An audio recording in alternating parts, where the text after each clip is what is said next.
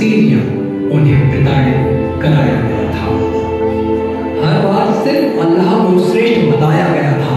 कारण यह था कि अपने धर्म का पूर्ण ज्ञान नहीं था। दिला दी बच्चों को कई डिग्रियां हमने, पर धार्मिक ज्ञान का अभाव था। द केरला स्टोरी इसी बात का एक प्रमाण था। इस अति गंभीर विषय पर ध्यान देते हुए अपनी चिंतन धारा के माध्यम से हम सभी को जागृत करने का जिन्होंने प्रयास किया है वे हैं उच्चारणाचार्य परम पूज्य गुरुदेव श्री विनम्र सागर जी अधिराज की संघस्थ बाल ब्रह्मचारिणी प्राची दीदी यानी कि श्रिया दीदी ने। तो आइए चलते हैं संस्कारों के अभाव का प्रभाव नाटिका की ओर। एक संकल्प प्यारी सी दुनिया का जन्म होता है। आइए हम सभी मिलकर के सम्मिलित होते हैं उस परिवार की इन खुशियों में।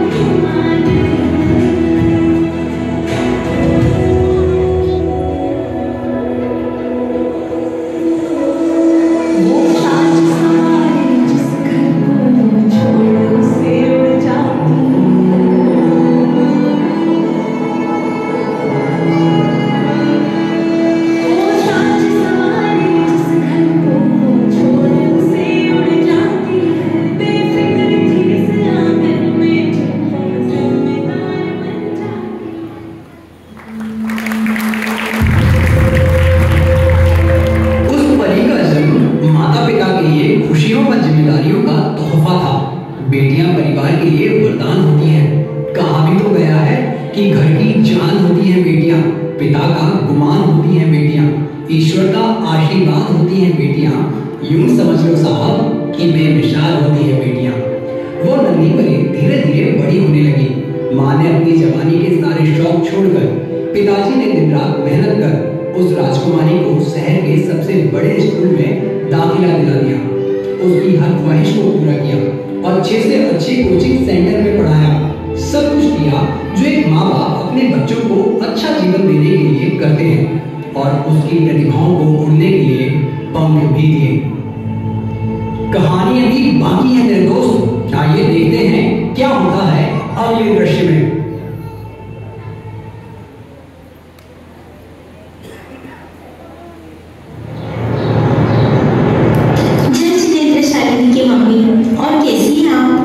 बस बढ़िया, आप बताइए। बस चातुर्मास चल रहा है तो पूरा समय मंदिर जी में पुण्य क्रियाएं करते हुए आनंद गुजर रहा है। हाँ, सुबह शिविर, फिर आहारचर्या, दोपहर से शाम तक स्वाध्याय व विभिन्न कक्षाओं का आयोजन चल रहा है। इस वर्ष तो ज्ञान की वर्षा ही चल रही है और शालिनी बिटिया नहीं दिखती। कहाँ है वो? पाठशाला भी नहीं आती। शालिनी तो बहुत बिजी है, ओवरनाइट पढ़ाई करती है, फिर सुबह स्कूल जाना, दोपहर की कोचिंग, ऑनलाइन क्लास आदि में बहुत व्यस्त रहती है। हमने भी उससे ही कह दिया है कि ये इस तो स्टडी पढ़ाई की है, फिर जब पढ़ लिख कर एक बार जॉब लग जाएगी उसके बाद हमारी उम्र में आकर कर लेगी धर्म, फिर तो पूरी जिंदगी ही पढ़ी है। खुद के धर्म से अनजानी थी वह, अपनी संस्कृति से अज्ञानी थी। आदि पद्म पुराण पढ़े नहीं, बस सिनेमा की दीवानी थी। गलती की जो सुनी नहीं, शास्त्रों में लिखी कहानी थी। शास्त्र पुराण पढ़ा नहीं, गुरुमुख से कुछ भी सुना नहीं। उसका ही धर्म बदल गया जो अपने धर्म पर चला नहीं। अटक गए जब दलदल में, ना फलक मिला ना जमी गई। और कौन समझाए माँ बापों को कि गलती सारी तुमने की। आधुनिक परिवेश में अध्ययन के साथ साथ शास्त्रों का अध्ययन व गुरुओं का सानिध्य नितांत आवश्यक है, क्योंकि हमारे बच्चे गीली मिट्टी के समान हैं। यदि हम उन्हें आकार नहीं देंगे तो कोई और आकर के किसी और तरह का आकार दे देगा। भोजन करते करते यदि आपको पानी की एक भी बूंद न मिले, तरलता न मिले, तो क्या होगा? शायद आप अस्वस्थ महसूस करेंगे। इसलिए वर्तमान में यही हो रहा है। तो आइए चलते हैं अगले दृश्य की ओर, यानी कि शालिनी के घर।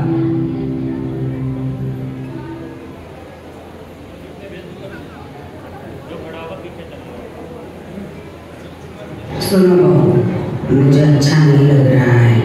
आखिर हम बिटिया को बाहर पढ़ने क्यों भेज रहे हैं? अरे माँ जी, आप चिंता न करिए। बाहर कहाँ है? भारत में ही तो है कॉलेज। आजकल सभी के बच्चे पढ़ते हैं बाहर, और हमारी शालिनी को जो कॉलेज मिला है वह हर किसी को नहीं मिलता है। सबसे बेस्ट कॉलेज है। पर बेटा, वहाँ हमारी लाडो अकेली कैसे रहेगी? मुझे तो बहुत चिंता हो रही है। अकेली कहाँ है? वहाँ और भी बहुत सारी लड़कियाँ रहती है, और तो और अपने शहर से और आसपास की भी कई लड़कियाँ वहाँ शालिनी को मिलेगी। और फिर हमारी शालिनी तो बहुत समझदार है। इस कॉलेज में पढ़कर वो बहुत बड़ी शख्सियत बन सकती है। दादी ने बिटिया की चाहत के आगे अपने मन को मना लिया, पर वह अंदर से खुश नहीं थी। आज का परिवेश ही ऐसा हो गया है। जो ललितपुर में रहते हैं वे आगरा में पढ़ना चाहते हैं, जो आगरा में रहते हैं वे दिल्ली जाना चाहते हैं, जो दिल्ली में रहते हैं वे मुंबई जाना चाहते हैं, और जो मुंबई में रहते हैं उन्हें अहमदाबाद जाना है। जो अहमदाबाद में रहते हैं उनकी इच्छा है कि उनको बेंगलोर जाने मिले, और जो यहाँ रह करके खुश नहीं रह पाते वे चाहते हैं कि हम विदेश जाकर के अपनी पढ़ाई करें। अब तक एक बात मुझे समझ में नहीं आई कि जो जितने बड़े शहर में है वह उससे भी ज्यादा बड़े शहर में जाकर के अपनी पढ़ाई करना चाहता है। अर्थात आजकल हमने अपना घर छोड़कर बाहर जाकर पढ़ना इसे एक फैशन बना लिया है। और यह तो आप सभी जानते हैं कि फैशन के इस दौर में गारंटी की अपेक्षा नहीं की जाती। ठीक वैसे ही इस पढ़ाई के फैशन में उज्जवल भविष्य की कामना करना नितांत मूर्खता ही है। और दूसरी ओर सुनहरे भविष्य के बारे में सोच करके शालिनी झूम रही थी, उड़ रही थी, पापा की परिमंडल के इतरा रही थी।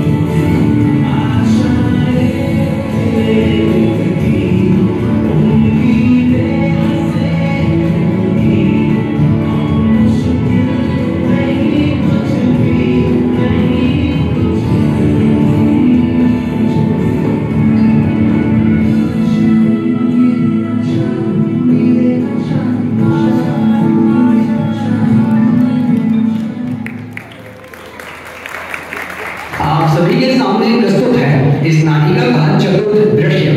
हॉस्टल के एक कक्ष में 4 लड़कियां हैं, शालिनी, नम्रता, ईशा और आदिफा।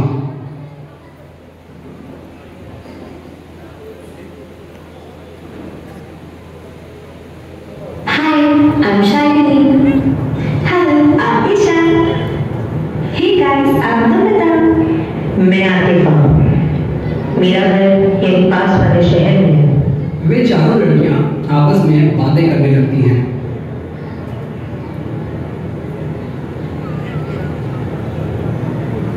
चलो कुछ खाने का ऑर्डर करते हैं, बहुत भूख लग रही है। कुछ ही देर में खाना आ जाता है। मैडम आपका ऑर्डर। थैंक यू भैया। अरे पैसे तुमने क्यों दिए? कोई नहीं, फर्स्ट ट्रीट मेरी तरफ से, फिर कभी तुम दे देना। ये लो ईशा, तुम्हारा ऑर्डर। नम्रता, तुम्हारा ऑर्डर। और शालिनी, ये तुम्हारा नो ऑनियन नो गार्लिक वाला फूड। और इसी बीच आतिफा अपना टिफिन खोल करके प्रार्थना करने लगी। Sorry guys, I don't know that you guys have these kind of ritual. तुम नहीं करती प्रे? प्रे तो करना चाहिए। हम लोग हमेशा अल्लाह को शुक्रिया अदा करते हैं। शालिनी, तुम्हारे यहाँ नहीं करते हैं क्या? नहीं, पर मैंने देखा है हमारे सेठ कुछ पढ़कर हाथ जोड़कर मौन होकर खाना खाते हैं। मैं तो अच्छा खाना देखती हूँ और खाना स्टार्ट कर देती हूँ। इन सब में क्या रखा है? मौन? मौन क्या होता है? और मौन होकर ही क्यों? वो नहीं पता। Whatever, बस मैंने बचपन में देखा था। छोड़ो नहीं ये सब, खाना खाओ, कितना टेस्टी फूड है। कॉलेज से लौटते हुए हॉस्टल की ओर।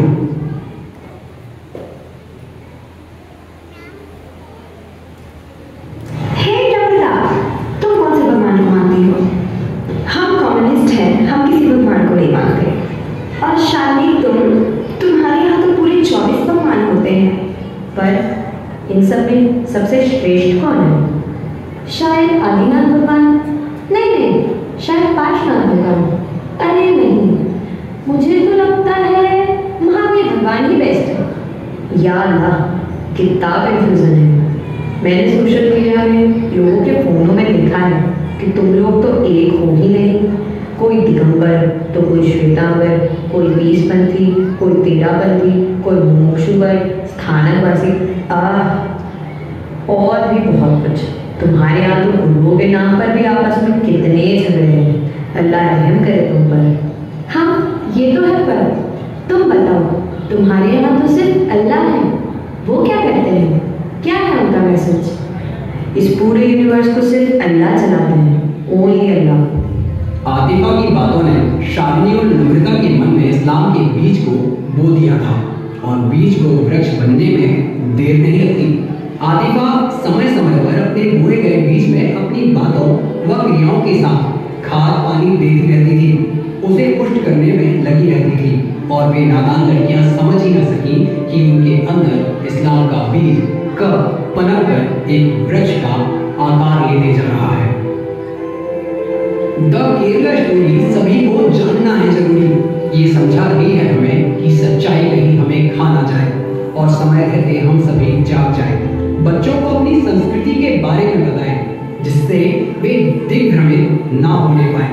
शाल उठाएं जिससे संस्कृति ना खोने पाए और शस्त्र उठाएं जिससे हम देश को बचा पाए।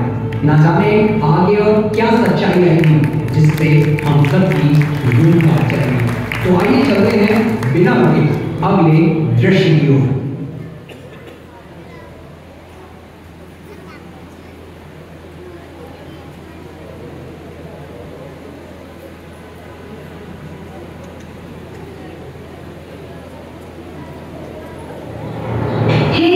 चलो आज संडे है ना, अपनी हॉस्टल लाइफ एंजॉय नहीं कर रही है क्या? हाँ चलो, मुझे पता है चलो। यहाँ पास ही में एक बहुत अच्छा शॉपिंग मॉल है, हम वहाँ जा सकते हैं। अरे वाह, तो फिर देर किस बात की? चलो फिर रेडी हो जाओ गर्ल्स। लो आतिफा, तुम भी लिपस्टिक लगा लो। नहीं, हमारे यहाँ ये सभी चीज़ें हराम हैं। अल्लाह ने जो हमें नेचुरल ब्यूटी दी है, हम उसमें ही बहुत खुश रहते हैं। हाँ यार, तुम्हारी बातों में पॉइंट तो है। नेचुरली हम सबसे सुंदर लगते हैं। हमें किसी और को दिखाने के लिए इतना अननेचुरल होने की क्या आवश्यकता है? Okay okay guys, whatever, let's go, I am ready. वे सभी लोग मॉल जाने लगे। हे गर्ल्स, ये रहा शॉपिंग मॉल। वाह, चलो भाई। तुम लोग चलो, मुझे पास ही में एक छोटा सा काम है, मैं करके आती हूँ। ओके। वे सभी मॉल में घूम रहे थे, तभी आकर ये कुछ मनचले लड़के उन्हें छेड़ने लगते हैं। क्या खूब लगती हो, बड़ी सुंदर। अरे मैडम, जरा हमारी तरफ भी देख लो, कहाँ जा रही हो? चलो यार यहाँ से। हाथ कैसे लगाया?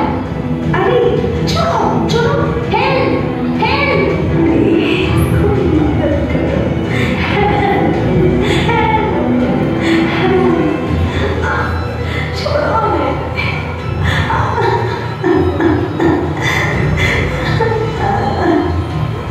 अरे अरे, हटो, दूर हटो। सभी इस हालत में हॉस्टल न जाकर आतिफा के घर की ओर चले जाते हैं। वहाँ उन्हें आतिफा के भाई और कजिन्स मिलते हैं, जिनसे वे काफी समय से जुड़ी हुई थी और शायद अपने दोस्त से भी बढ़कर के कुछ उनके लिए बन गए थे। ये सब हुआ था वो भी एक सोची समझी साजिश के अंतर्गत। उन चारों लड़कियों में इस्लाम के प्रति विश्वास बढ़ाने के लिए अब आतिफा को ऊपर से प्रेशर आने लगा था। अब देखते हैं अगला दृश्य।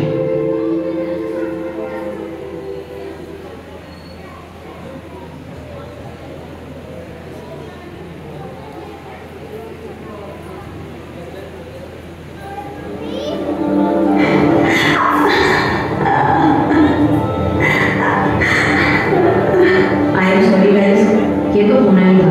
तुम लोगों को मेरी बात बुरी लगेगी, पर सच तो ये है कि गलती सारी तुम्हारी है। सारी लड़कियां यहाँ हिजाब पहनी थी, बस तुम तीनों को छोड़कर।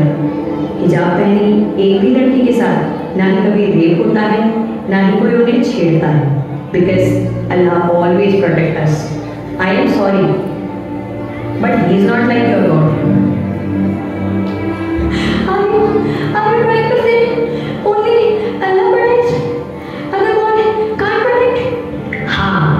यही सच है। तुम लोगों के गॉड इतने हेल्पलेस हैं, वो खुद ही दूसरों की मदद से बचते रहते हैं, जैसे तुम्हारे जीसस ईसा। ओह सिर्फ अतीफा, ये इन बातों का समय नहीं है। देखो, मैं समझती हूँ तुम किस दौर से गुजर रही हो, पर तुम एक बार सोचो, कोई भगवान के ऊपर पत्थर बरसाया जा रहा है और कोई तूफान लाया जा रहा है, वो खुद को भी नहीं बचा सके, उन्हें बचाने कोई और दो लोगों को आना पड़ा। तुम्हारा वो पारशनाथ भगवान जो खुद को नहीं बचा सका, वो तुम लोगों को कैसे बचाएगा? और तो और अभी अभी तुम्हारे वो एक गुरु है, उन्हें कितनी बुरी तरीके से टुकड़े टुकड़े कर दिया गया। वहां भी तुम्हारा भगवान जब उन्हें नहीं बचा सका, तो तुम्हें कैसे बचाएगा? चुप हो जा अतीफा, बंद करो ये सब। आई एम सॉरी, ओके, पर तुम लोग सोचना जरूर। शालिनी और नम्रता के मन में अज्ञानता के कारण आतिफा की बातें घर कर गई। वे इस बारे में सोचने लगी और खुद को बचाने के लिए हिजाब पहनने लगी। वे लड़के भी वहां आ गए, जिन्हें वो अपना दोस्त समझने लगी थी, और उनके प्रति चिंता जाहिर करके वे उन्हें दवाइयाँ देने लगे। वे नहीं जानती थी उन गोलियों से उनका दर्द ठीक नहीं होगा या कम नहीं होगा, बल्कि हमेशा के लिए बढ़ जाएगा, क्योंकि वे गोलियां थी ड्रग्स की। इसलिए हम आप सभी माता पिता को बताना चाहते हैं, देखिए कि किस प्रकार से आपके धर्म के उदाहरणों की प्रस्तुति की गई।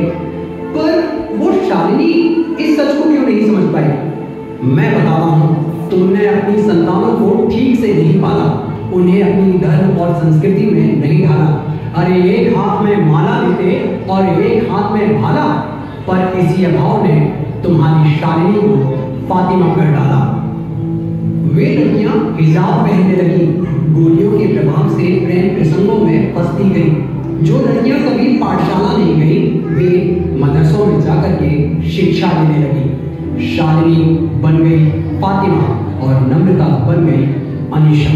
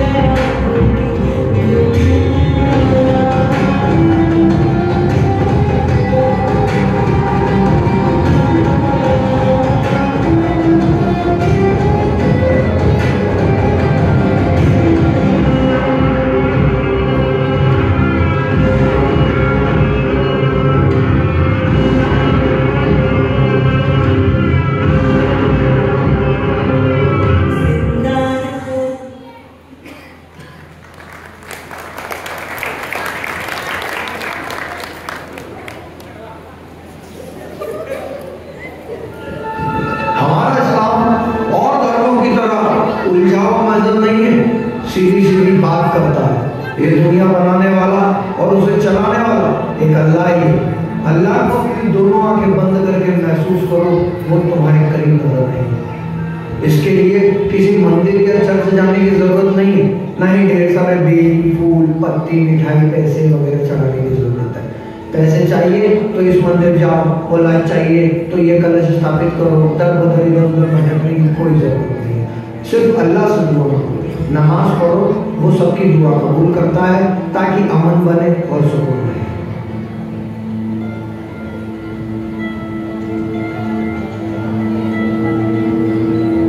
ये अमन शांति चाहने वाला मजहब तुम्हें बुला रहा है।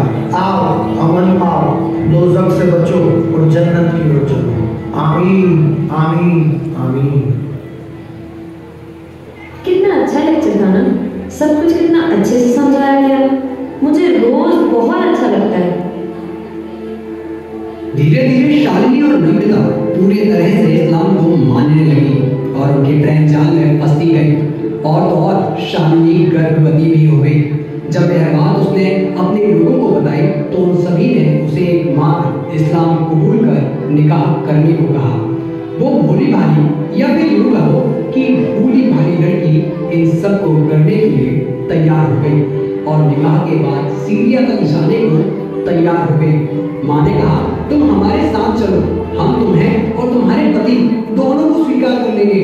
पर आतिफा और लोगों ने शालिनी का माइंड वॉश कर दिया था और शालिनी सीरिया के लिए निकल गई।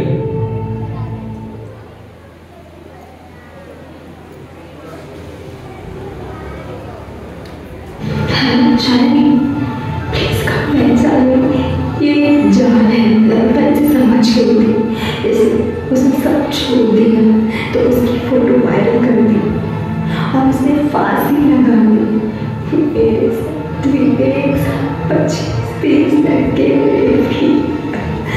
मिले, तक मैं बड़े मुश्किल से भागी हूँ। प्लीज लौट आओ Shalini, please come back Shalini, please.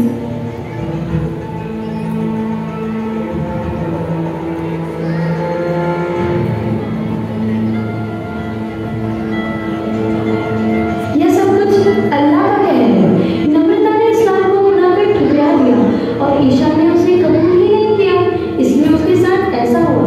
मेरे साथ ऐसा कुछ नहीं होगा, अल्लाह बचाएगा मुझे। धीरे धीरे समय बीतता गया और शालिनी के समझ में आता गया कि ये एक बहुत बड़ा जाल है।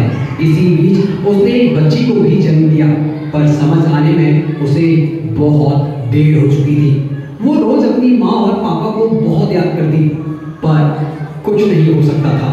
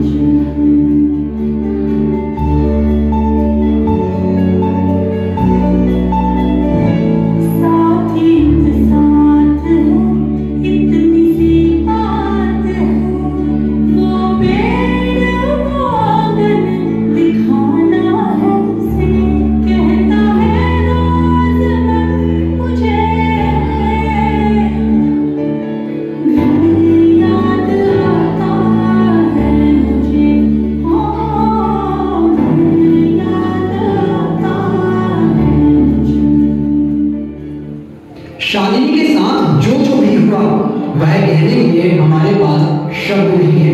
एक बहुत भयानक दृश्य, एक बहुत भीषण सच्चाई जिसका सामना उसने किया या फिर कहो उसे करना पड़ा, और आज तक वो इसी दर्दनाक सच के साथ किसी जेल में पड़ी हुई है। जय श्री माँ, पहचाना मुझे? मैं आपकी प्रिया, आपकी दीदी, आपकी नेहा हूँ। आंखें बंद कीजिए ना, और जो कुछ भी आपने देखा उसमें शालिनी की जगह अपनी बेटी को देखिए। अरे अरे, घबरा क्यों गए? आपने तो मुझे संस्कार नहीं दिए माँ। पापा, मंदिर में तो बस सत्यवाद पंतवाद में ही सब चलता रहा। मैं गुरुओं के पास सीख नहीं पाई माँ। मुझे पाठशाला क्यों नहीं भेजा माँ? गुरुओं के पास क्यों नहीं भेजा? मुझे फातिमा इस्लाम ने नहीं, आपने बनाया है। मुझे दर्द किसी और की नहीं, आपकी वजह से मिला है, आपकी वजह से मिला है। मेरे साथ जो कुछ भी हुआ किसी और के साथ नहीं होना चाहिए। प्रण लीजिए, आप सभी माता पिता अपने बच्चों की कोमल दिमाग में मात्र गर्व करेंगे, लोगों के साथ आध्यात्मिक शिक्षा देंगे, उनके दिमाग में धर्म संस्कार रहेंगे, धर्म के प्रति कटुता नहीं। जिस दिन आपने यह प्रण कर लिया उस दिन मुझे न्याय मिल जाएगा। मैं आजाद हो जाऊंगी, मैं आजाद हो जाऊंगी, मैं आजाद हो जाऊंगी। हम आशा करते हैं कि बाल ब्रह्मचारिणी प्राची दीदी यानी कि श्रिया दीदी द्वारा लिखे गए इस नाटिका के माध्यम से आप सभी अपनी प्यारी सी नन्ही सी बच्चियों में संस्कारों के अभाव का प्रभाव समझ पाएंगे, क्योंकि मेरा मानना है कि बारिश के अभाव में फसलें और संस्कारों के अभाव में नस्लें खराब हो जाती हैं। इसलिए अपनी संस्कृति और अपनी सभ्यता का सम्मान करें। हम फिर मिलेंगे एक नई नाटिका के साथ, एक नए संदेश के साथ। तब तक जय हो, पूज्य गुरुदेव विनम्रता से हरिराज की आप सब